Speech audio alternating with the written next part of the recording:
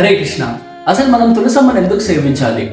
తులసి పూజ ఎందుకు చేయాలి? తులసి మాల మీద మాత్రమే హరే కృష్ణ మహామంత్రాన్ని మనం ఎందుకు జపించాలంటే, సమస్త వైకుంఠ శిరోమణౌ శ్రీ కృష్ణస్య వృందావన ధన్యధామ్ని దత్తాధికారే వృషభానుపుత్ర్య వృందే నమస్తే చరణారవిందం.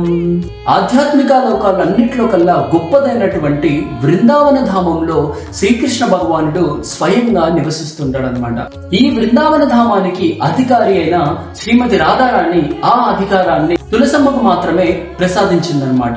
ఈ తులసమ్మను మనం ఎప్పుడైతే సేవిస్తామో, తులసి మహారాణి పాద పద్మములను మనం ఎప్పుడైతే ఆశ్రయిస్తామో, అప్పుడే మనకు శ్రీకృష్ణ భగవానుని దయ లేదా కృప అన్నది కలుగుతుందన్నమాట. హరే కృష్ణ.